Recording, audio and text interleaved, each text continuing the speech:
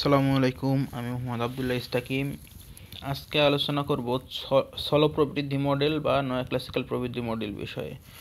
এটা honours third ইয়ারের উন্নয়ন অর্থনীতিতে যেমন আছে তেমনি এটা সামষ্টিক অর্থনীতির একটা অংশ।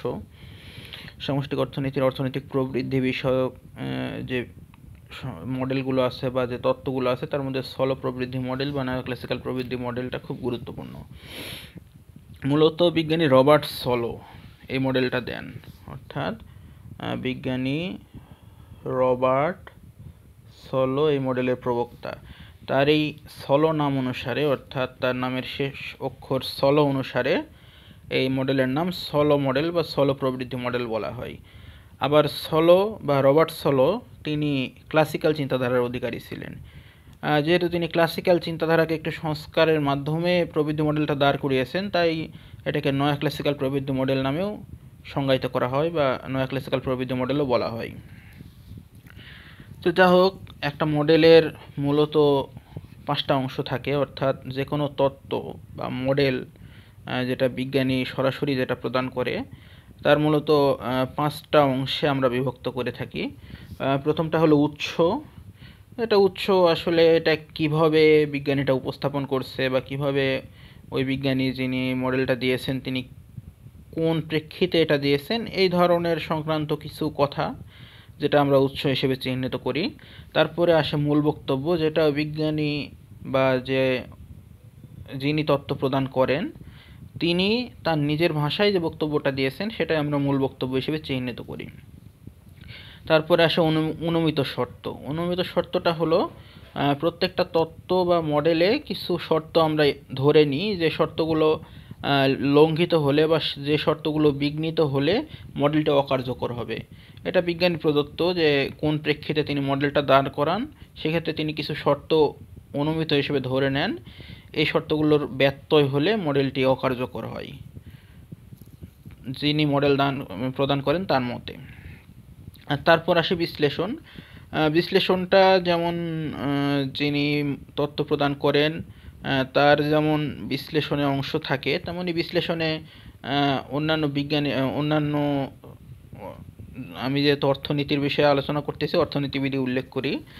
অন্যান্য অর্থনীতিবিদগণ বিশ্লেষণের ক্ষেত্রে অবদান রাখতে পারেন, যেমন যিনি তত্ত্ব দিয়েছেন তিনি ছাড়া অন্যান্য অর্থনীতিবিদও হয়তো বিশ্লেষণে চিত্র প্রদান করতে পারেন। হয়তো কোনো কোনো অর্থনীতিবিদ হয়তো চিত্র প্রদান করেন নাই, কিন্তু অন্য অর্থনীতিবিদ দেখলো যে এটাতে এই চিত্রটা দিলে খুব ভালো হবে, সেক্ষেত্রে তিনি বিশ্লেষণে এটা অ্যাড করতে পারেন। তবে বিশ্লেষণের ক্ষেত্রে অর্থনীতিবিদ যেটা প্রদান করেন সেটা দেওয়াই খুবই বেশি ভালো। তারপরেও বিশ্লেষণের ক্ষেত্রে অ্যাড করার একটা অপশন আছে, যেটা অ্যাড করা যায়, কিন্তু সেটা অ্যাড করতে হলেও অর্থনীতিবিদ যেটা বলেছে সেটা সম্পূর্ণরূপে দেওয়ার পরে তারপরে অ্যাড করার বিষয়টা আসে। আর সব তত্ত্বে অ্যাড করার অপশন থাকে না, কারণ কিছু কিছু তত্ত্ব আছে যেগুলো আসলে বিশ্লেষণ আর বিস্তারিত বাড়ানো সম্ভব হয় না বা এ পর্যন্ত সম্ভব হয়নি, কোনো কিছু স্থির না। অনেক অর্থনীতিবিদ ভবিষ্যতেও আসতে পারে, তারা এগুলো বিষয়ে আরও উন্নত বিশ্লেষণ আনতে পারে, সেটা পরের বিষয়। আর তারপর আসে সমালোচনা। সমালোচনাটা হলো এখানে যিনি তত্ত্ব প্রদান করবেন তার কোনো কথা নাই। সমালোচনা হলো মূলত যিনি তত্ত্ব প্রদান করেন তার বাইরের ব্যক্তিদের মতামত। যেমন এই মডেল সম্পর্কে অন্যান্য অর্থনীতিবিদরা কী ধরনের মতামত ব্যক্ত করেছেন সেটাই সমালোচনার মধ্যে পড়ে। তো আমরা একটা মডেলকে মূলত এই 5টা অংশে ভাগ করি, এবং যে কোনো মডেল লিখতে হলে এই 5টা অংশ খুব সুন্দরভাবে উপস্থাপন করতে হয়। উৎসটা উল্লেখ না করলেও চলে, অর্থাৎ উৎস লিখতে হয় কিন্তু উৎসটা এভাবে উল্লেখ না করলেও চলে, কিন্তু মূল বক্তব্য, অনুমিত শর্ত, বিশ্লেষণ এবং সমালোচনা এগুলো উল্লেখ করতে হয়। সমালোচনা চাক বা না চাক প্রশ্নে সমালোচনা দিতে হবে। সমালোচনা একটা মডেলের অবিচ্ছেদ্য অংশ, অর্থাৎ ওই মডেল সম্পর্কে বা ওই তত্ত্ব সম্পর্কে অন্যান্য বিজ্ঞানীদের মতামত বা ওই তথ্যের সীমাবদ্ধতাসমূহ, এই জিনিসগুলোই সমালোচনাতে উল্লেখ করা হয়, এবং সমালোচনাটা একটা মডেলেরই অংশ। কিন্তু সমালোচনাটা হলো ওই অংশ যেটা যিনি তত্ত্ব প্রদান করেন তার প্রদত্ত না, এটা হলো তার প্রদত্তের বাইরে, কিন্তু অন্যান্য অর্থনীতিবিদরা যেটা প্রদান করেন তার তত্ত্বের আলোকে সেটা বা সেই বিষয়গুলো। আচ্ছা, এবার আমি মূলত সলো মডেলে চলে যাই। এটা যে কোনো মডেলের ক্ষেত্রেই বললাম বা যে কোনো তত্ত্বের ক্ষেত্রে এই 5টা বিষয় গুরুত্ব সহকারে দেখা উচিত। আচ্ছা, বিজ্ঞানী রবার্ট সলো কি বলেছেন বা সলো মডেলের আসলে বিষয়টা কি?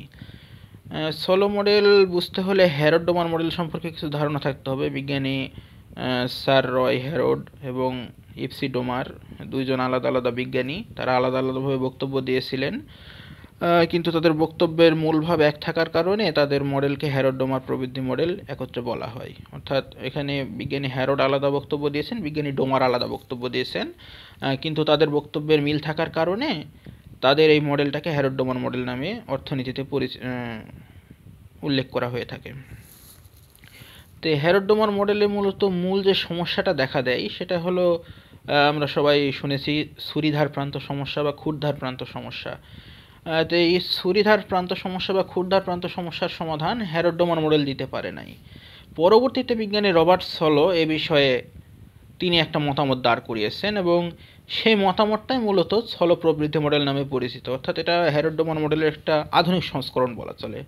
অর্থাৎ হ্যারড ডোমার মডেলের এই ছুরিকার প্রান্ত সমস্যা বা ক্ষুরধার প্রান্ত সমস্যাটা কিভাবে সমাধান করা যায় বা এটার ওয়েটা কি, অর্থাৎ এই মডেলটার যে এই সমস্যাটা বা এই সীমাবদ্ধতাটা রয়েছে এটা কিভাবে এটা থেকে বের হয়ে আসা যায় সে বিষয়ে মূলত রবার্ট সলো এই প্রবৃদ্ধি মডেলটা দাঁড় করিয়েছেন। অর্থাৎ এক কথায় বলতে গেলে হ্যারড ডোমার মডেলের যে ছুরিধার প্রান্ত সমস্যা আছে বা নিফট ইটস প্রবলেম ইংলিশে বলা হয়, এটাকে সমাধান করে কিভাবে দীর্ঘমেয়াদে সামষ্টিক অর্থনীতিতে একটা স্থায়ী ভারসাম্য অর্জন করা যায় আর কি, সবল বা স্থায়ী ভারসাম্য যেটাই বলা হোক, সে ব্যাপারে অর্থনীতিবিদ রবার্ট সলো একটা মতামত বা একটা বক্তব্য প্রদান করেছেন। এটাই সলো মডেল নামে পরিচিত। আর প্রথমেই যেটা বললাম, রবার্ট সলো ক্লাসিক্যাল চিন্তাধারা বিশ্বাসী ছিলেন, তাই এটা নয়া ক্লাসিক্যাল প্রবৃদ্ধি মডেল নামেও পরিচিত। এটাই মূলত উৎস খুব বেশি বড় হয় না, উৎস খুব সামান্যই হয়। বা এক্ষেত্রে বিভিন্ন তত্ত্বের ক্ষেত্রে উৎস এরকম হতে পারে যে কোনো বিজ্ঞানী হয়তো কোনো অর্থনীতিবিদ কোনো একটা বিষয় উপস্থাপন করতে গিয়ে বা কোনো বক্তব্য দিতে গিয়ে একটা জিনিস তুলে আনছেন, হয়তো দেখা যাচ্ছে অমুক সালে তিনি একটা প্রেস কনফারেন্সে বা একটা বক্তৃতায় বক্তব্য দিতে গিয়ে তিনি একটা তত্ত্ব বা মডেল সম্পর্কে ধারণা দিয়েছেন। এই বিষয়টাই মূলত উৎস হিসেবে পরিচিত। এরপরে আসি আমরা মূল বক্তব্যে। তো মূল বক্তব্যের ক্ষেত্রে আমি তো মূল বক্তব্যের বিস্তারিত বিষয় বলছি। মূল বক্তব্যটা কী জিনিস, এটা হলো বিজ্ঞানী প্রদত্ত বা অর্থনীতিবিদ প্রদত্তই তিনি তার ভাষায় যে বক্তব্যটা দিয়েছেন এই মডেল সম্পর্কে সেটাই মূল বক্তব্য। এখানে কোনো সংস্কার, কোনো হাত দেওয়ার উপায় নাই। মূল বক্তব্য বিজ্ঞানী প্রদত্তই। হ্যাঁ, লেখার ক্ষেত্রে অবশ্য ভাষার একটু ত্রুটি হতে পারে বা একটু বিচ্যুতি হতে পারে, এটা বিষয় না, কিন্তু মূল যে থিমটা বিজ্ঞানী প্রদান করেছেন বা অর্থনীতিবিদ প্রদান করেছেন সেটাই মূল বক্তব্যে আনা উচিত। তো আমাদের এই মডেল আমি যেটা আলোচনা করতেছি সলো প্রবৃদ্ধি মডেল। সলো প্রবৃদ্ধি মডেলের মূল বক্তব্যটা কিছুটা এরকম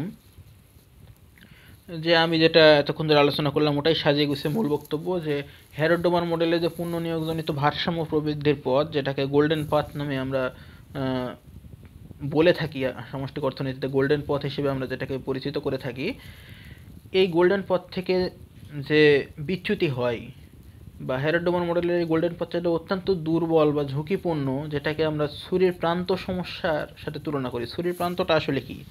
একটা ছুরির প্রান্তটা হলো খুবই, এই যে কলমের প্রান্তটা দেখতে পাচ্ছেন, কলমের প্রান্তটা তো খুব সূক্ষ্ম, কিন্তু ছুরির প্রান্তটা কিন্তু এত সূক্ষ্ম না। কলমের প্রান্তটা সূক্ষ্ম কিন্তু কলমের নিচে মোটা, কিন্তু ছুরি কিন্তু এমন একটা জিনিস যা আপনি সামনে উপরে কিছু দিলে কেটে চলে যাবে ভিতরে। তো এই গোল্ডেন পথ থেকে বিচ্যুতিটাও ঠিক এরকম, যে এটা একদম এই সামনের এই অবস্থাতে অবস্থান করে।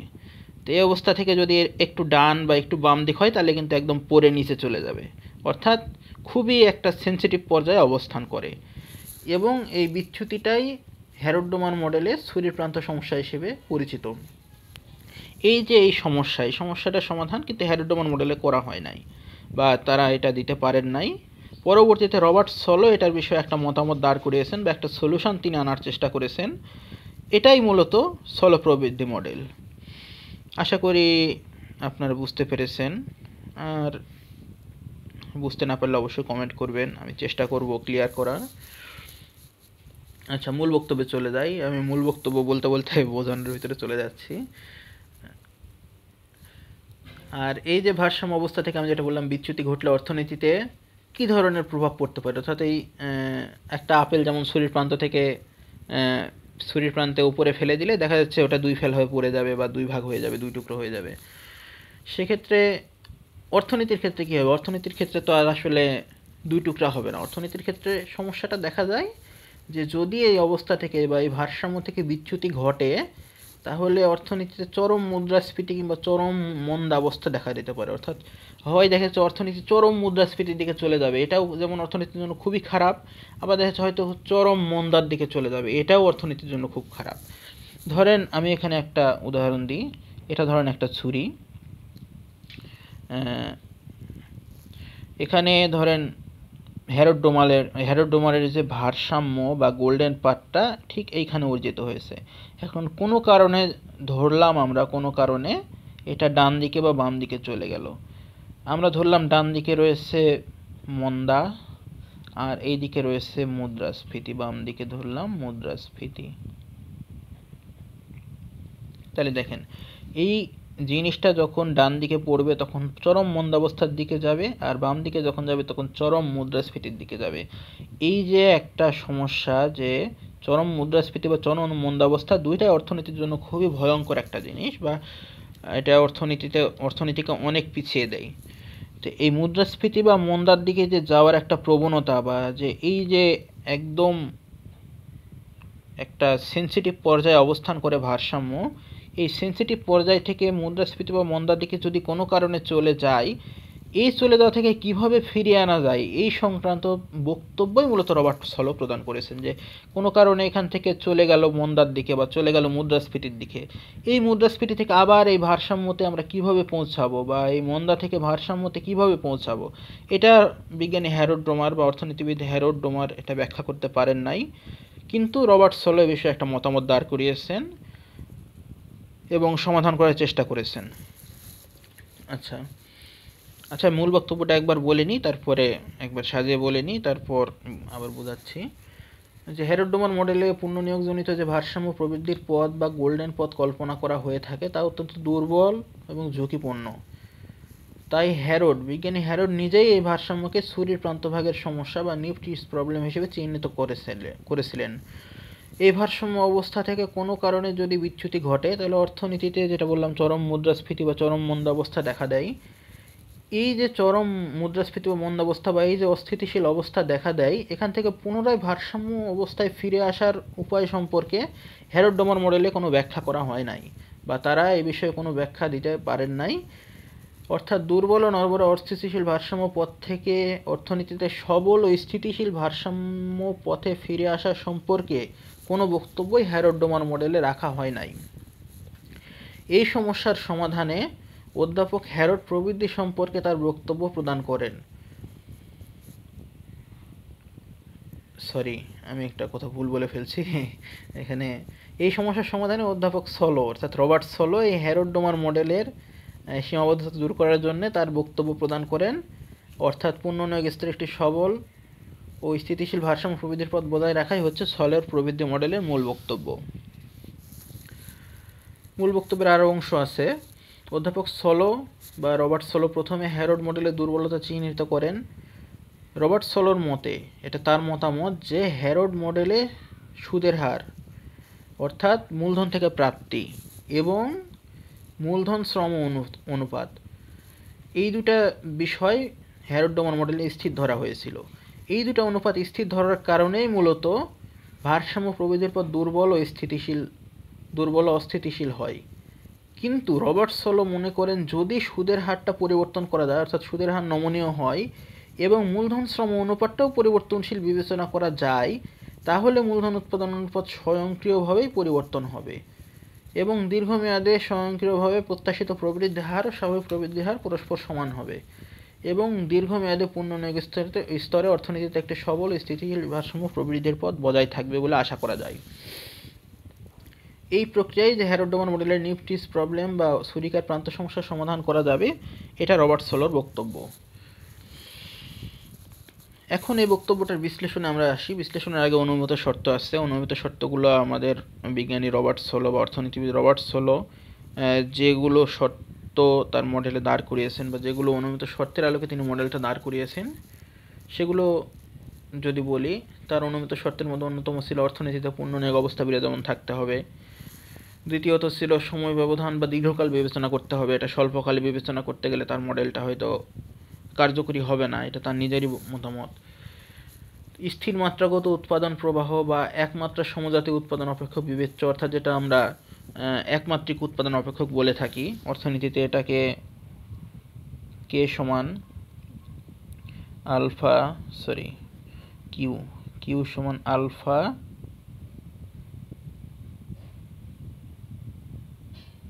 এল আলফা কে 1 মাইনাস বিটা।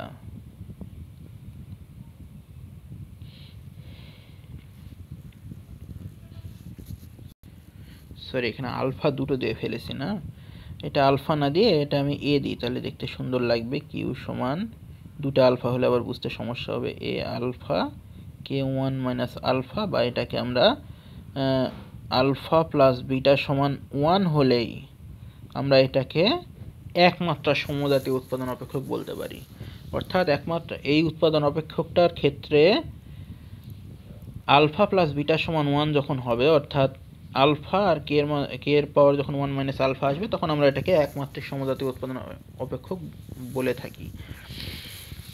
আচ্ছা, এই বিষয়ে আলোচনা করতে গেলে আরও অনেক বিষয় চলে আসবে, যেটা স্থল প্রবৃদ্ধি মডেল আমার আলোচনাটা অনেক দীর্ঘ হয়ে যাবে, যেটা অনেকের জন্য বিরক্তির কারণ হতে পারে যেহেতু সামনে এক্সাম।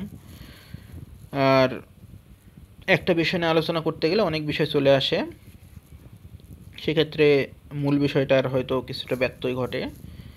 তো যাই হোক, এগুলো ফার্স্ট ইয়ারের বিষয় ছিল। আশা করি, যদিও আমি এ বিষয়ে কোনো ভিডিও দেই নাই এর আগে, চেষ্টা করবো ইনশাল্লাহ দেওয়ার বিষয়ে, যে একমাত্র সমজাতীয় উৎপন্ন প্রক্রিয়া এগুলো বিষয় নিয়ে আলোচনা করবো ইনশাল্লাহ ধীরে ধীরে, আপনারা যদি সাপোর্ট দেন তাহলে।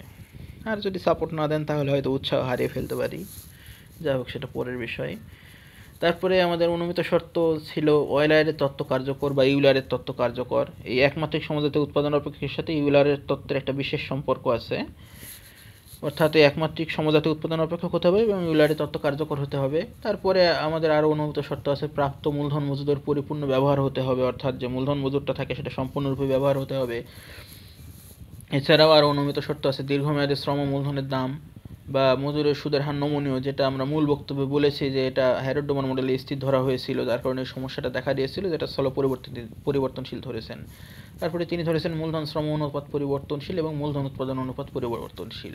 অর্থাৎ অনুমিত শর্তটাকে আমরা যদি সাজিয়ে একটু বলি, যে অর্থনীতিতে পূর্ণনিয়োগ অবস্থা বিরাজমান থাকতে হবে, সময় ব্যবধান বা দীর্ঘকাল বিবেচনা করতে হবে, স্থির মাত্রাগত উৎপাদন প্রবাহ বা একমাত্রা সমজাতীয় উৎপাদন অপেক্ষক বিবেচনা করতে হবে, ওয়েলারের তত্ত্ব কার্যকর হতে হবে, প্রাপ্ত মূলধন মজুদের পরিপূর্ণ ব্যবহার হতে হবে, দীর্ঘমেয়াদে শ্রম ও মূলধনের দাম মজুরির সুদের হার নমনীয় হতে হবে, মূলধন শ্রম অনুপাত অবশ্যই পরিবর্তনশীল হতে হবে, মূলধন উৎপাদন অনুপাত অবশ্যই পরিবর্তনশীল হতে হবে। এটা গেল আমাদের অনুমিত শর্ত। এখন আসি মূল যে অংশটা, বিশ্লেষণ, যে কিভাবে আমরা এই তত্ত্বটা বিশ্লেষণ করব বা প্রমাণ করব। এক্ষেত্রে প্রমাণ করার ক্ষেত্রে বিজ্ঞানী রবার্ট সোলো বা অর্থনীতিবিদ রবার্ট সোলো তিনি একটা সমীকরণ দিয়েছেন, তার প্রদত্ত সমীকরণ এটা, সেটা হলো তিনি যে সমীকরণটা দিয়েছেন সেই সমীকরণে আর ড্যাশ বা আর প্রাইম সমান s function of r minus n r, এটা হলো বিজ্ঞানী রবার্ট সোলো প্রদত্ত সমীকরণ। এই সমীকরণে প্রত্যেকটা প্রতীকের এক একটা পরিচয় আছে। এখানে আর ড্যাশ, এটার পরিচয় হলো এটা মাথাপিছু মূলধন বৃদ্ধির পরিমাণ, বা যেটাকে আমরা সংক্ষেপে ডিকে বাই ডিটি বলি, অর্থাৎ সময়ের সাপেক্ষে মূলধনের যে পরিবর্তন হয় বা মাথাপিছু মূলধন বৃদ্ধির যে হার, সেটাকে আমরা আর ড্যাশ দ্বারা প্রকাশ করি। আমরা না, এটা রবার্ট সোলো প্রকাশ করেছেন। যেহেতু এটা তার প্রদত্ত সমীকরণ, এখানে আমাদের হাত দেওয়ার ক্ষমতা নাই, তিনি যেভাবে দিয়েছেন সমীকরণটা সেভাবে বর্ণনা করতে হবে সমীকরণের ক্ষেত্রে। তিনি আর ড্যাশকে মূলধন মাথাপিছু মূলধন বৃদ্ধির পরিমাণ এই হারে, এই প্রতীক দ্বারা প্রকাশ করেছেন।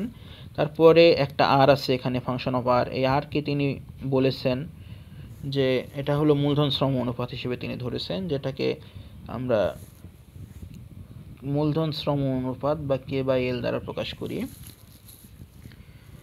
কিন্তু বিজ্ঞানী রবার্ট সোলো এখানে K/L না দিয়ে তিনি স্মল k দ্বারা এটাকে প্রকাশ করার চেষ্টা করেছেন। এটা আমরা অর্থনীতিতে ইউজ করি, বাট বিজ্ঞানী রবার্ট সোলো যেটা বলেছেন সেটা তিনি স্মল k দ্বারা এটাকে প্রকাশ করেছেন, আরকে, অর্থাৎ আরকে আমরা রবার্ট সোলোর ভাষায় স্মল k দ্বারা আমরা প্রকাশ করি। আর NR যেটা আছে, যে NR, এটার পরিচয় হলো মাথাপিছু মূলধন মজুদ। NR-কে তিনি পরিচিত করেছেন, এটা হলো মাথাপিছু মূলধন মজুদ, যেটাকে তিনি আরেক বিশ্লেষণের সময় MK দ্বারা প্রকাশ করেছেন, মাথাপিছু মূলধন মজুদ। এবং আরেকটা আছে SF। এই SF-টাকে তিনি পরিচিত করেছেন মাথাপিছু সঞ্চয়ের সাথে, অর্থাৎ এটা হলো মাথাপিছু সঞ্চয়।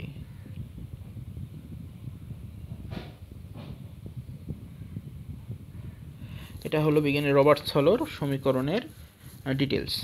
তাহলে রবার্ট সোলোর সমীকরণটা ছিল R' বা R' সমান S into function of R minus NR, যেখানে তিনি R' কে বুঝিয়েছিলেন মাথাপিছু মূলধন বৃদ্ধির পরিমাণ, সময় সাপেক্ষে মূলধনের পরিবর্তন, যেটা dK/dt বলা হয়। R-কে তিনি বুঝিয়েছিলেন মূলধন শ্রম অনুপাত, যেটাকে তিনি প্রকাশ করেছেন স্মল k দ্বারা। NR-টাকে তিনি বুঝিয়েছিলেন মাথাপিছু মূলধন মজুদ, যেটাকে তিনি MK দ্বারাও প্রকাশ করেছেন বা MK বলেছেন। আর SF, এই যে S ইন্টু F যেটা ছিল, SF-টা হলো মাথাপিছু সঞ্চয়। এটা তার প্রদত্ত সমীকরণের ব্যাখ্যা।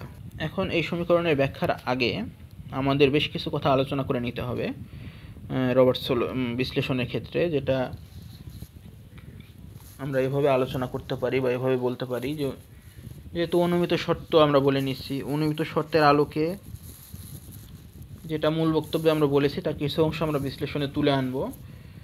যে অধ্যাপক সোলো অর্থনীতিতে দীর্ঘমেয়াদে একটা সবল স্থিতিশীল ভারসাম্য প্রবৃদ্ধির পথ নির্ণয়ের চেষ্টা করেছেন।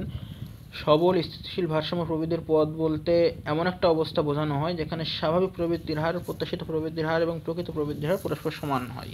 এটা বিজ্ঞানী হ্যারোড বলেছেন, হ্যারোডের বক্তব্য। হ্যারোড-ডোমান মডেল হলেও এটা স্পেশালি হ্যারোডের বক্তব্য ছিল যে এমন একটা অবস্থা যেটা স্থিতিশীল ভারসাম্যর ক্ষেত্রে তিনি বুঝিয়েছেন, এটা বিজ্ঞানী হ্যারোডের মতে GN অর্থাৎ ন্যাচারাল গ্রোথ রেট বা স্বাভাবিক প্রবৃদ্ধির হার ইকুয়াল টু হবে ওয়ারেন্টেড গ্রোথ রেট বা কাম্য প্রবৃদ্ধির হার এবং অ্যাকচুয়াল গ্রোথ রেট বা স্বাভাবিক প্রকৃত প্রবৃদ্ধির হার। এই তিনটা যখনই সমান হবে তখন অর্থনীতিতে একটা স্থিতিশীল ভারসাম্য প্রবৃদ্ধির পথ অর্জিত হবে। এটা ছিল বিজ্ঞানী হ্যারোডের বক্তব্য। তবে হ্যারোড স্পেশালি স্বাভাবিক প্রবৃদ্ধির হার প্রত্যাশিত প্রবৃদ্ধির হারের উপর বেশি গুরুত্ব আরোপ করেছেন। তিনি অ্যাকচুয়ালের চাইতে GN সমান GW এটার উপর তার গুরুত্বটা বেশি ছিল, যদিও এটাও তিনি উল্লেখ করেছেন, কিন্তু তার মূলত এটার উপর গুরুত্ব বেশি ছিল এবং এটার ভিত্তিতে তিনি পরবর্তীতে বিশ্লেষণ করার চেষ্টা করেছেন।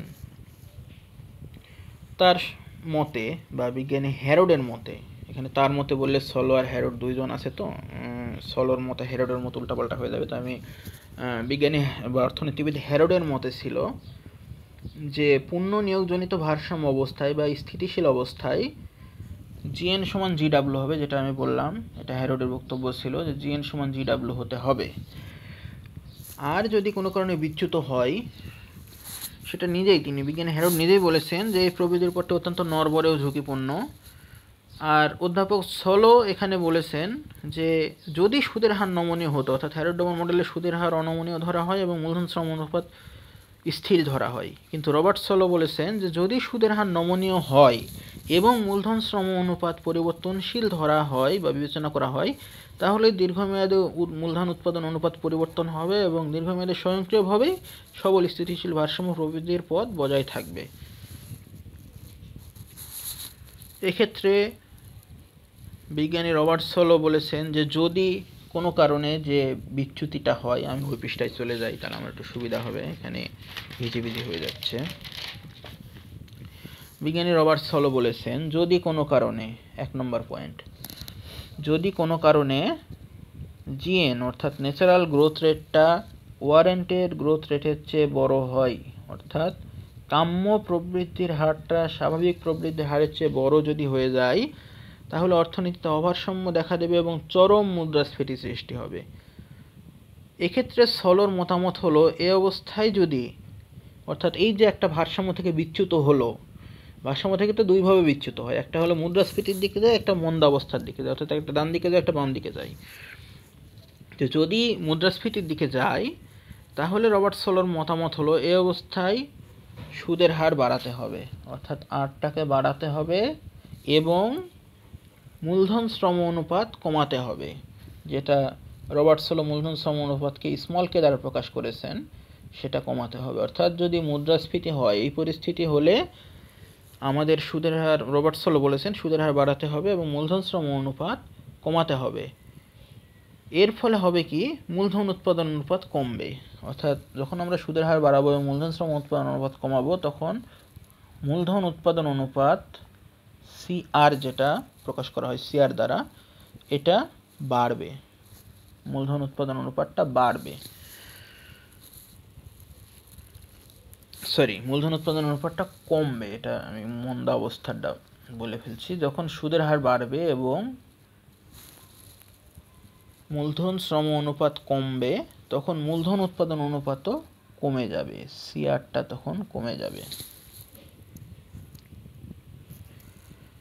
আর সিআরটা কমে যাওয়ার সাথে সাথেই প্রত্যাশিত প্রবৃদ্ধির হার বাড়তে থাকবে, অর্থাৎ এই অবস্থা যখন দেখা দেবে, তখন এই প্রত্যাশিত প্রবৃদ্ধির হার, অর্থাৎ জিডাব্লিউ যেটা স্মল আছে, এই জিডাব্লিউটা তখন বৃদ্ধি পাওয়া শুরু হবে এবং বৃদ্ধি পেতে পেতে এক পর্যায়ে এই জিএন এর সমান হয়ে যাবে। অর্থাৎ এখানে জিএনটা বড় আছে, জিডাব্লিউটা যে ছোট আছে, এক্ষেত্রে জিডাব্লিউ যখন বা ওয়ারেন্টেড গ্রোথ রেটটা বাড়তে থাকবে, তখন এক সময় বাড়তে বাড়তে এটা জিএন ইকুয়াল টু জিডাব্লিউতে পরিণত হবে। এটা বিজ্ঞানী রবার্ট সলোর মতামত।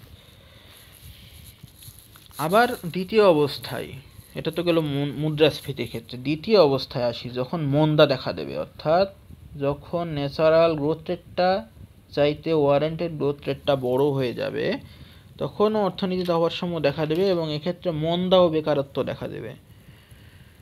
বিজ্ঞানী রবার্ট সলো এক্ষেত্রে মতামত দাঁড় করিয়েছেন যে, এ অবস্থায় যদি সুদের হার কমানো যায়, অর্থাৎ রবার্ট সলোর মতো এই অবস্থায় যদি সুদের হার কমানো যায় এবং মূলধন শ্রম উৎপাদন অনুপাত বাড়ানো যায়, অর্থাৎ মূলধন শ্রম উৎপাদন অনুপাত বাড়ানো যায়, তাহলে মূলধন উৎপাদন অনুপাত বাড়বে, অর্থাৎ প্রত্যাশিত মূলধন উৎপাদন অনুপাত, যেটা সিআর দ্বারা প্রকাশ করা হয়, এটা বাড়বে। আর তার ফলে হবে কি, প্রত্যাশিত প্রবৃদ্ধির হারটা আস্তে আস্তে কমে যাবে, অর্থাৎ এই জিডাব্লিউটা তখন কমা শুরু হবে। অর্থাৎ আমরা এখানে একটা জিনিস বুঝতে পারতেছি যে জিএনটা কিন্তু পরিবর্তন আমরা করতেছি না, আমরা পরিবর্তন করতেছি জিডাব্লিউকে, অর্থাৎ জিএনটাকে আমরা মূলত এক প্রকার রবার্ট সলোর বক্তব্যের ক্ষেত্রে স্থির ধরে নেওয়া হচ্ছে। এক্ষেত্রে আমরা জিডাব্লিউ পরিবর্তনের চেষ্টা করতেছি বা ওয়ারেন্টেড গ্রোথ রেট পরিবর্তনের চেষ্টা করতেছি, আর এটাকে আমরা স্ট্যান্ডার্ড ধরে নিয়েছি, এটার সাথে আমরা তুলনা করতেছি। তো এক্ষেত্রে আমরা ওয়ারেন্টেড গ্রোথ রেটটা তখন আস্তে আস্তে কমে যাবে, অর্থাৎ যখন আমরা সুদের হারটা কমাবো, মূলধন শ্রম অনুপাতটা বাড়াবো, তখন মূলধন উৎপাদন অনুপাতটা অটোমেটিক বাড়বে, যার ফলে হবে কি, আমাদের ওয়ারেন্টেড গ্রোথ রেট বা প্রত্যাশিত প্রবৃদ্ধির হারটা কমে যাবে এবং এক সময় এই কমতে কমতে জিএন এর সমান চলে আসবে, অর্থাৎ ন্যাচারাল গ্রোথ রেটের সমান হবে ওয়ারেন্টেড গ্রোথ রেট, এবং আবার স্থায়ী একটা ভারসাম্য অবস্থা অর্জিত হবে। এভাবে অধ্যাপক রবার্ট সলো মূলত মূলধন শ্রম অনুপাত ও মূলধন উৎপাদন অনুপাত পরিবর্তনের মাধ্যমে স্বয়ংক্রিয়ভাবে অর্থনীতিতে সবল ও স্থায়ী ভারসাম্য প্রবৃদ্ধির পথ বজায় রাখার প্রক্রিয়া ব্যাখ্যা করেছেন। সলোর মতে, যদি এই প্রক্রিয়া চলতে থাকে, তাহলে অর্থনীতিতে হ্যারড বর্ণিত যে নিফটিটস প্রবলেম বা ছুরিকার প্রান্ত সমস্যা, এই সমস্যাটা সমাধান হবে। তারপরে আমরা আসবো সমীকরণে। এটা ছিল বিশ্লেষণে আসার প্রথম দিককার বক্তব্য, অর্থাৎ বিশ্লেষণে আসার পরে আমরা এই বক্তব্যটা দিব, অর্থাৎ এই বক্তব্য দেওয়ার পরে আমরা রবার্ট সলোর সমীকরণটা উল্লেখ করব, যেটা আমি এই পৃষ্ঠায় দেখাইছি। রবার্ট সলোর সমীকরণ, যে বিজ্ঞানী রবার্ট সলোর ক্ষেত্রে এই সমীকরণটা আছে, এই সমীকরণটা আমি ব্যাখ্যা করেছি একটু আগে। যদিও এটা আমি আগে ব্যাখ্যা করেছি আমার এই দ্বিতীয় আলোচনা বোঝানোর সুবিধার্থে, কিন্তু লেখার ক্ষেত্রে দ্বিতীয়তে যেটা কেবল আলোচনা করলাম যে দুইটা পয়েন্ট, এটা আলোচনা করলাম দুইটা পয়েন্ট, এই দুইটা পয়েন্ট আগে উল্লেখ করার পরে আমরা রবার্টস-সলোর সমীকরণে আসব। রবার্টস-সলোর সমীকরণ আমি আরেকবার বলতেছি যে এখানে রবার্টস-সলোর প্রদত্ত সমীকরণটা ছিল আর প্রাইম বা আর ড্যাশ সমান s function of r minus n r. এক্ষেত্রে রবার্টস-সলো বলেছিলেন বা তিনি প্রতীক পরিচয় করেছিলেন আর ড্যাশ হলো মাথাপিছু মূলধন বৃদ্ধির পরিমাণ বা ডিকে বাই ডিটি, আরকে তিনি বলেছিলেন মূলধন শ্রম অনুপাত, যেটাকে তিনি স্মল কে দ্বারা প্রকাশ করেছেন। এন আরটাকে তিনি বলেছিলেন মাথাপিছু মূলধন মজুদ, যেটা এম কে দ্বারা প্রকাশ করা হয়েছে, এবং এস এফটাকে তিনি প্রকাশ করেছেন মাথাপিছু সঞ্চয় হিসেবে। এখন এই সমীকরণটা আমরা একটু বিশ্লেষণ করব। সমীকরণটা আমি এখানে একটু লিখে নিই, যেহেতু আমি পৃষ্ঠা পার হয়ে এসেছি, আমার সুবিধার্থে আমি লিখতেছি এখানে s F of r minus r prime সমান s F of r minus n আর।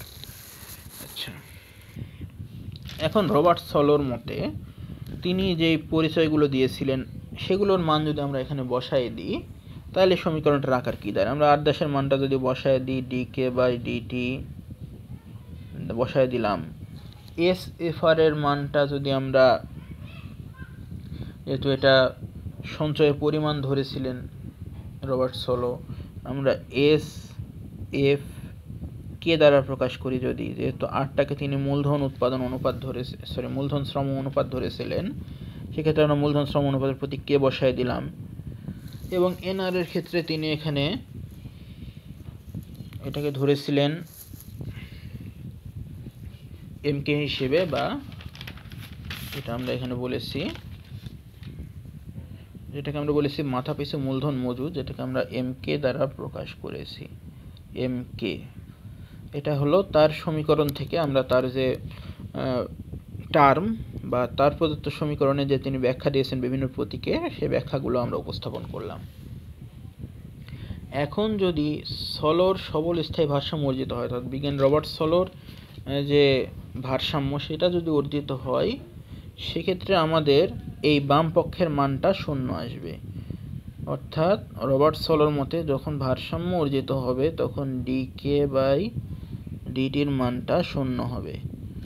তাহলে ডিকে বাই ডিটির মানটা যদি শূন্য হয়, তাহলে অটোমেটিক আমরা, যেহেতু এটা সমান, এই দুটো সমান, তাহলে আমরা অটোমেটিক এটা বলতে পারি যে ডিকে বাই ডিটি যদি শূন্য হয়, তাহলে S function of K minus M K equal to 0, এটা হবে।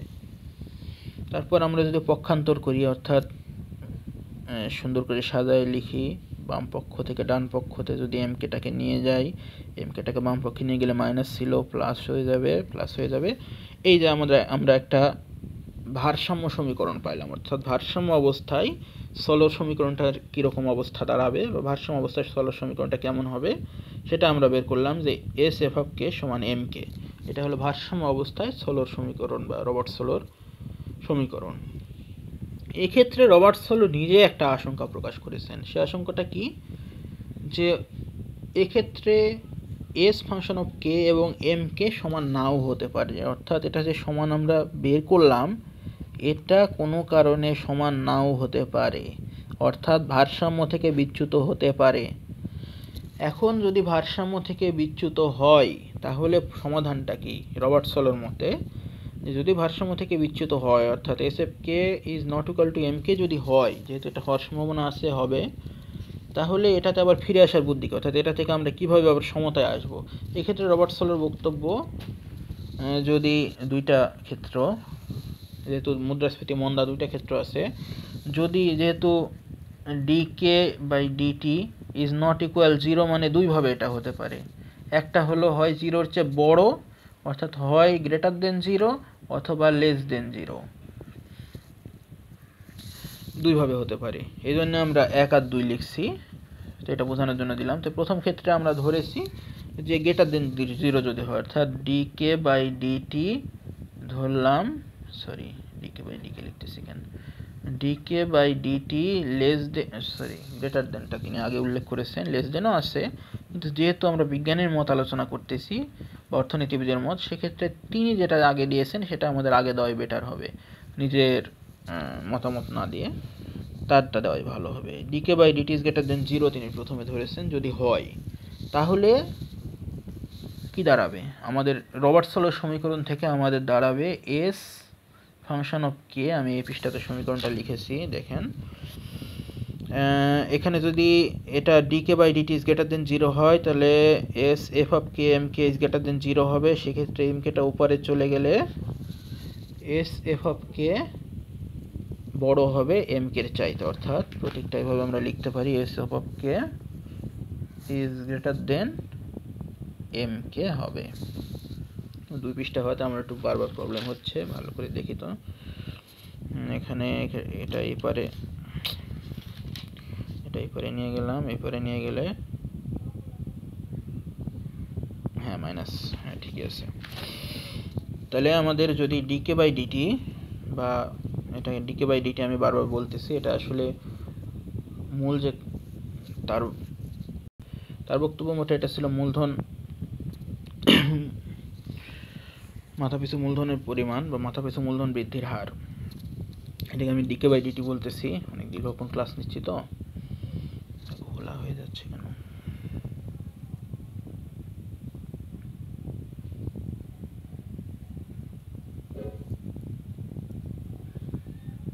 আচ্ছা,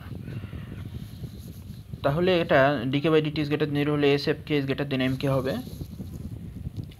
এই অবস্থায় যদি এই পরিস্থিতিটা দেখা যায়, তাহলে মূলধন শ্রম অনুপাত বাড়তে থাকে এবং এস এফ কেটা কমতে থাকে। মূলধন শ্রম অনুপাত বলতে এই এম কেটা বাড়তে থাকে, অর্থাৎ এম কেটা বাড়তে থাকবে এবং এক সময় এম কেটা বাড়তে থাকবে, হ্যাঁ, এবং এস এফ কে যেটা আছে এটা কমতে থাকবে। একসাথে দুইটা কাজ হবে, অর্থাৎ এটা যেমন বাড়বে এটা তেমন কমবে। আগের বক্তব্যে যেমন আমরা জিএনটাকে স্থির ধরেছিলাম, কিন্তু এক্ষেত্রে দুটাই পরিবর্তন হবে, অর্থাৎ এটা যেমন বাড়বে, অর্থাৎ এম কেটা যেমন বাড়বে এস এফ কেটা কমবে। ফলে এক সময় দেখা যাবে যে এটা বাড়তে থাকলো এটাও কমতে থাকলো, তাহলে এক সময় এস এফ কে যেটাকে আমরা বলতেছি সঞ্চয় এবং এটাকে আমরা বলতেছি মূলধন শ্রম অনুপাত, এই দুইটার মধ্যে এটা যেহেতু বাড়লো আর এটা যেহেতু কমলো, এটার থেকে আমরা এই সিদ্ধান্তে আসতে পারি যে এক সময়, কোনো এক সময় এটা বাড়বে আর এটা কমতে কমতে এটা সমান হয়ে যাবে এবং আবার ভারসাম্য বা কাম্য ভারসাম্য বা স্থিতিশীল অবস্থা অর্জিত হবে। এটা গেল 1 নম্বর ক্ষেত্র। 2 নম্বর ক্ষেত্রে এটা তো গ্রেটার দেন 0 দেখলাম, এবার DK by DT less than যদি 0 হয়, তাহলে কি আমরা বলতে পারি, তাহলে সিদ্ধান্ত অনুযায়ী এস এফ কে, সিদ্ধান্ত অনুযায়ী না, সমীকরণ অনুযায়ী S F k less than M কে আসবে এবং এক্ষেত্রে মূলধন শ্রম অনুপাতটা কমতে থাকবে, অর্থাৎ আগেরটাতে যেহেতু বেশি ছিল এটা বাড়তেছিল, আর এক্ষেত্রে যেহেতু মূলধন শ্রম অনুপাতটা আছেই বেশি, সেহেতু মূলধন শ্রম অনুপাতটা কমতে থাকবে এবং এই এস এফ কেটা বাড়তে থাকবে এবং এক পর্যায়ে এটা কমতে থাকলো এটা বাড়তে থাকলো, এইরকম ভাবে চলতে থাকলে এক পর্যায়ে, অর্থাৎ কোনো এক সময় S F K equal to M K হবে এবং অর্থনীতিতে স্থিতিশীল একটা প্রবৃদ্ধি বা স্থিতিশীল একটা ভারসাম্য অর্জিত হবে। এটা ছিল বিজ্ঞানী রবার্টসলের সমীকরণের আলোকে মতামত। এভাবে মূলধন শ্রম অনুপাত পরিবর্তনশীল বিবেচনা করে দীর্ঘমেয়াদে একটা স্থায়ী সবল ভারসাম্য প্রবৃদ্ধির পথ প্রতিষ্ঠা করা যায়। তাহলে আমরা দুইভাবে এটা ব্যাখ্যা করলাম, বিশ্লেষণে এসে আমরা দুইভাবে ব্যাখ্যা করলাম। একটা ব্যাখ্যা করছি হচ্ছে বিজ্ঞানী হ্যারোডের তত্ত্বের আলোকে, অর্থাৎ বিজ্ঞানী হ্যারোডের যে ওয়ারেন্টেড গ্রোথ রেট আর ন্যাচারাল গ্রোথ রেটের সংশোধনী যেটা রবার্টসল এনেছেন তার সংশোধনীটা আমরা আলোচনা করলাম, প্লাস রবার্ট সোলো নিজেই সংশোধনের পরে তিনি নিজেই একটা সমীকরণ দাঁড় করিয়েছেন, সেই সমীকরণটা আমরা বিশ্লেষণ করলাম। অর্থাৎ এটা হ্যারল্ড ডোমারের সংস্কার করেছেন রবার্ট সোলো, আর তিনি নিজেই সংস্কার করার পরে তিনি নিজেই সমীকরণটা দাঁড় করিয়েছেন। দাঁড় করানোর পরে আমরা সেটা বিশ্লেষণ করলাম। এবার আমরা চিত্রতে চলে যাব। অবশ্যই চিত্রভিত্তিক বিশ্লেষণ বেশি মার্কের জন্য খুবই গুরুত্বপূর্ণ, এবং একটা কথা বলা হয় যে চিত্র হলো অর্থনীতির প্রাণ। অর্থাৎ চিত্রের মাধ্যমে অর্থনীতির বিষয়গুলো যত সহজে উপস্থাপন করা যায়, এটা অন্য মাধ্যমে উপস্থাপন করা খুব কঠিন, চিত্র বা গাণিতিকভাবে। আমরা অনেক সময়, এটা বলা ঠিক না, তারপরে বলে অনেক সময় মজা করে আমরা বলি যে গণিত অর্থনীতি ভাই ভাই, বা জ্যামিতি অর্থনীতি ভাই ভাই, তে কিছুটা সেরকমই। তে আমরা চিত্রের মাধ্যমে যদি বর্ণনা করি তাহলে চিত্রটা কিছুটা এরকম আসবে। পেন্সিল দিয়ে আঁকাতে গেলে এটা আসলে ভিডিওতে ভালো মতো দেখা যাবে না, তাই আমি কলম দিয়ে আঁকাতে বাধ্য হচ্ছে। অবশ্যই আপনারা পেন্সিল ইউজ করবেন। আমি আপনাদের দেখানোর সুবিধার্থে আমি হাত দিয়ে আঁকালাম। এই ক্ষেত্রে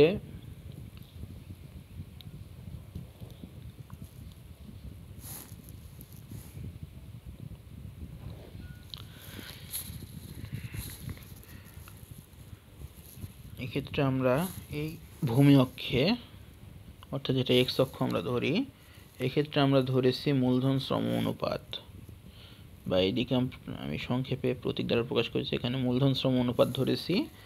আর এদিকে যেটা ওয়াই অক্ষে আমরা ধরেছি এই এস এফ কে ধরেছি হচ্ছে আমরা মূলধন শ্রম অনুপাত বা এম কে, এগুলো আমরা ধরেছি। এখন এই পরিচয়টাই তো দেওয়া হয় নাই।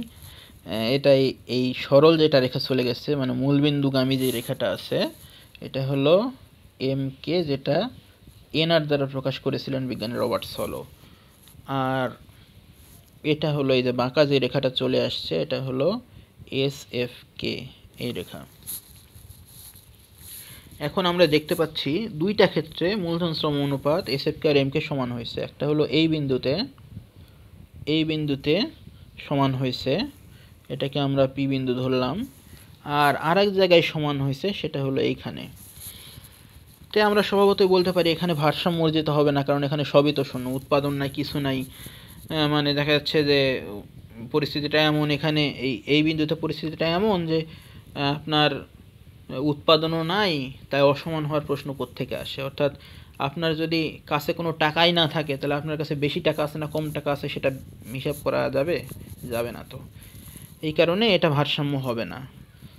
আর এটা ভারসাম্য এই কারণে হবে যে এখানে একটা নির্দিষ্ট পরিমাণ উৎপাদন হয়েছে, উৎপাদনটাকে যদি আমরা কেনট ধরি, একটা নির্দিষ্ট পরিমাণ উৎপাদন হয়েছে। আর এক্ষেত্রে লম্ব অক্ষেও যে S F K M K সেটাও একটা বৃদ্ধি ঘটেছে, এবং একটা স্থায়ী ভারসাম্যের অবস্থা অর্জিত হয়েছে, বা একটা ভারসাম্য অবস্থা অর্জিত হয়েছে। তো এখন আমরা চিত্রটার বিশ্লেষণ যদি এভাবে করি,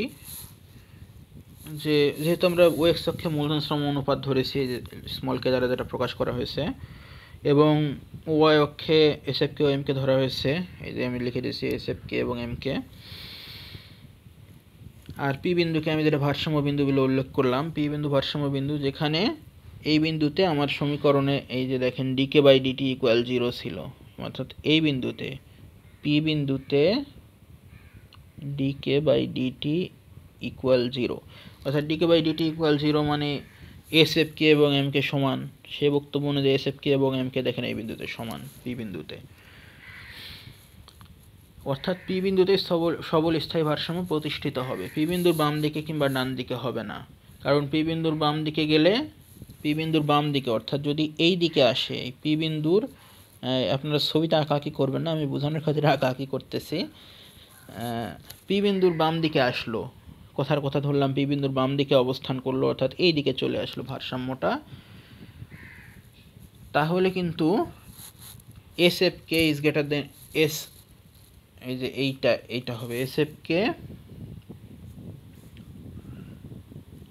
এসএফকেটা বেশি হবে এবং এমকেটা কম হবে, এসএফকেটা বেশি হবে এবং এমকেটা কম হবে, এবং অভারসাম্য অবস্থায় চলে যাবে। তারপর আবার এই প্রক্রিয়ার মাধ্যমে আবার এই পি বিন্দুর দিকে অগ্রসর হবে। আর যদি কোনো কারণে পি বিন্দুর ডান দিকে চলে যায়, সেক্ষেত্রে দেখেন আমি চিত্রগত যদি দেখি, এখানে এমকেটা দেখেন বেশি, এই রেখাটা উপরে, যে রেখাটা উপরে অবস্থান করে সেটা বেশি হয়, আর যে রেখাটা নিচে অবস্থান করে সেটা কম হয়। এক্ষেত্রে দেখেন এই অবস্থাটা আসছে, এসএফকেটা কমে গেছে আর এমকেটা বেশি হচ্ছে। অর্থাৎ এক্ষেত্রে আমাদের এই প্রক্রিয়ার মাধ্যমে, দ্বিতীয় প্রক্রিয়ার মাধ্যমে এমকেটা কমবে, অর্থাৎ এই বিন্দুর দিকে অগ্রসর হবে, এমকেটা কমতে থাকবে, এসএফকেটা বাড়তে থাকবে, এই বিন্দুর দিকে, পি বিন্দুর দিকে অগ্রসর হবে।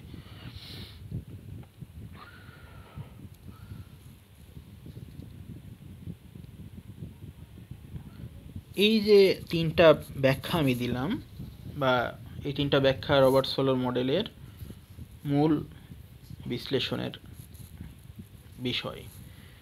আর শেষে যে আমরা এটা বলতে পারি, সোলো এভাবেই মূলধন শ্রম অনুপাতের পরিবর্তনের মাধ্যমে এসএফকে এবং এমকে এর মধ্যে স্বয়ংক্রিয়ভাবে সমতা স্থাপন করে একটা সবল স্থায়ী ভারসাম্য বজায় রাখার ব্যাপারে মতামত প্রদান করেন। তাহলে আমাদের বিশ্লেষণে মোটামুটি তিনটা বিষয় গেল। একটা বিষয় গেল হচ্ছে বিজ্ঞানী হ্যারড ডোমারের যে দিকটা ছিল, অর্থাৎ বিজ্ঞানী হ্যারড ডোমারের যে দিকটা ছিল, হ্যারডের যে বক্তব্যকে রবার্ট সোলো সংশোধন করলেন, হ্যারডের যে সমস্যাটা রবার্ট সোলো সমাধানের চেষ্টা করলেন সেই বিশ্লেষণ, তারপর রবার্ট সোলো নিজে একটা সমীকরণ দিলেন সেই সমীকরণের বিশ্লেষণ, তারপর আমরা চিত্রভিত্তিক বিশ্লেষণ করলাম। আর সর্বশেষ আসে সমালোচনা। সমালোচনাটা তো লিখতে গেলে অনেক লম্বা হয়ে যাবে, এমনিতেই ক্লাসটা অনেক লম্বা হয়ে গেছে, প্রায় 1.5 ঘন্টা হয়ে গেছে, শেষ করতে করতে 1 ঘন্টা হয়ে যেতে পারে। সমালোচনাটা আমি মুখে বলে দিচ্ছি, সমালোচনা অনেক বড় বিষয় তো, এটা লেখা যাবে না, লিখতে গেলে অনেক সময়ের প্রয়োজন। সোলো প্রবৃদ্ধি মডেলের গুরুত্বপূর্ণ যে সমালোচনাগুলো হলো, সেটা হলো এই সোলো মডেলটা হলো উন্নত দেশের প্রেক্ষাপটে রচিত, হ্যারড ডোমার মডেলও উন্নত দেশের প্রেক্ষাপটে রচিত, আর যেহেতু এটা তার সংশোধিত মডেল, সেক্ষেত্রে সোলো মডেলটি উন্নত দেশের প্রেক্ষাপটে রচিত। তাই পুনর্নিয়োগ স্তরের সাথে সম্পর্কিত স্থিতিশীল প্রবৃদ্ধির হার বজায় রাখার ব্যাপারে তিনি বক্তব্য রাখেন।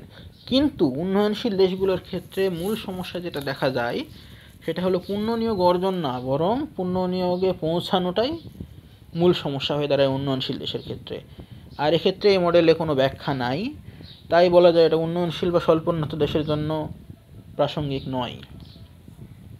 দ্বিতীয় ক্ষেত্রে বলা হয়, দ্বিতীয় ক্ষেত্রে সমালোচনার যেটা বিষয় আসে, সেটা হলো প্রত্যাশিত প্রবৃদ্ধি হার ও স্বাভাবিক প্রবৃদ্ধির হারের উপরে নিট বিনিয়োগ বা মূলধন গঠনের ভূমিকা সম্পর্কে সোলোর মডেলে কোনো বক্তব্য নাই।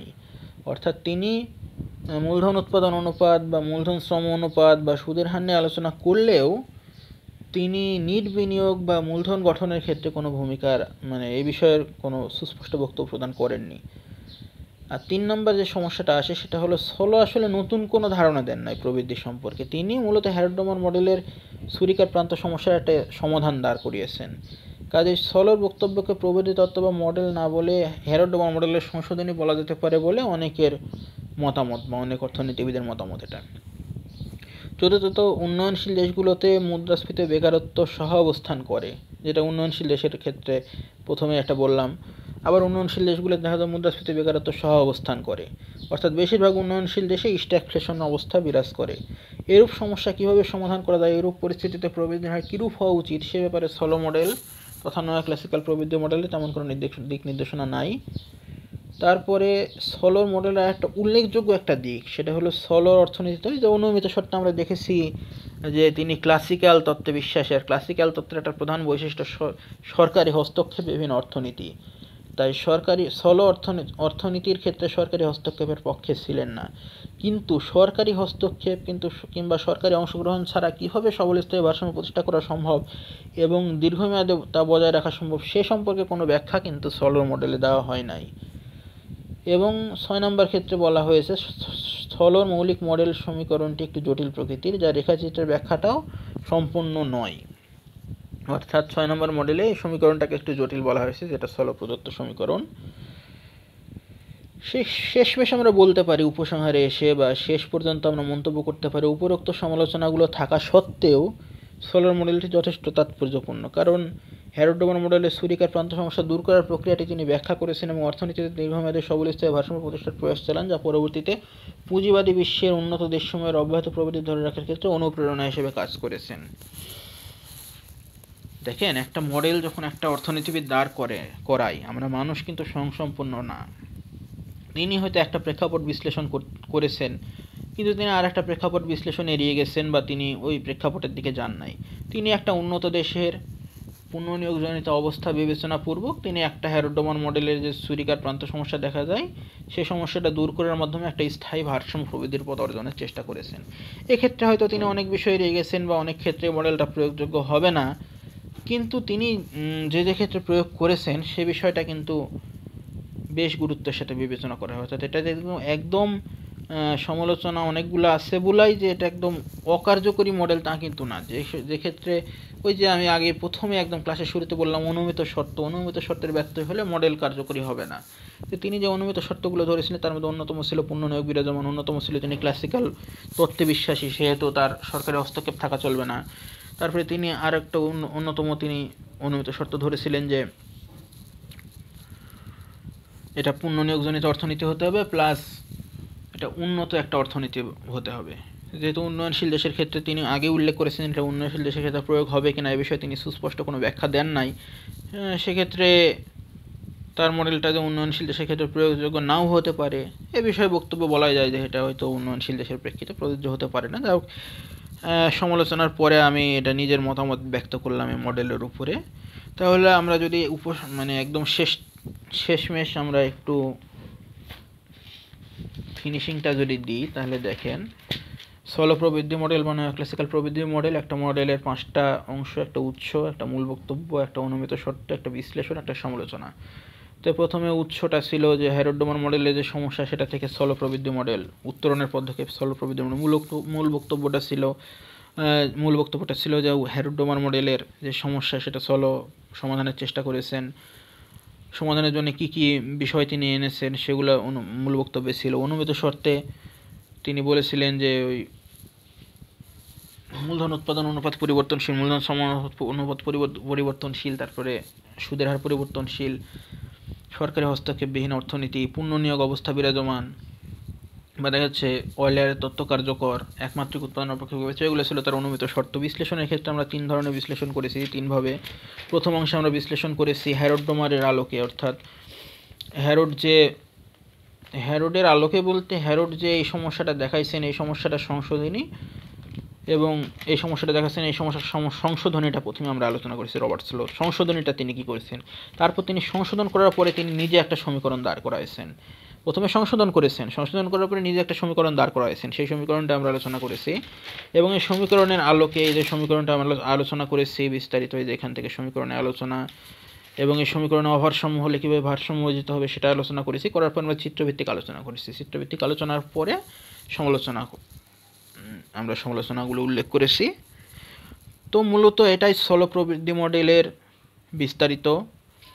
আমি যথাসাধ্য আমার স্বল্প জ্ঞানের মধ্যে বোঝানোর চেষ্টা করলাম, আশা করি আপনারা বুঝতে পারছেন। যদি বুঝতে না পারেন কমেন্ট করবেন, আমি চেষ্টা করব যদি আসলেই আমার দিক থেকে বা দেখা যাচ্ছে আপনি বুঝতে পারেন না, আমি চেষ্টা করব ক্লিয়ার করার বিষয়টা, যদি সময় পাই সুযোগ হয়। আপনারা কমেন্ট করবেন যে হ্যাঁ কোনো জায়গায় বুঝতে পারতেছেন না, সেটা আপনারা কমেন্ট করবেন, আমি চেষ্টা করব। আর যদি কোনো কারণে আপনাদের কমেন্ট যথাযথ মূল্যায়ন করতে না পারি বা করতে না পারি, ক্ষমা সুন্দর দৃষ্টিতে দেখবেন। তবে আপনারা কমেন্ট করবেন বা সমস্যাগুলো উল্লেখ করবেন, আমি চেষ্টা করব আমার যথাসাধ্য আপনাদের সমাধান দেওয়ার জন্য। তো আজকের মতো এ পর্যন্তই। এক্সাম চলতেছে, আমার কিছু ফ্রেন্ডদের অনুরোধে ক্লাসটা খুব তাড়াতাড়ি নিলাম। এক্সামের শেষে ইউটিউবে কন্টিনিউ করতে চাচ্ছিলাম, বাট এক্সামের মধ্যেও যেহেতু ফ্রেন্ডদের রিকোয়েস্ট প্লাস নিজেরও ইচ্ছা ছিল, ভাবলাম দিই একটা ক্লাস, তাই এটা করলাম। সবাই ভালো থাকেন, আজকের মতো এ পর্যন্তই। আল্লাহ হাফেজ, আসসালামু আলাইকুম।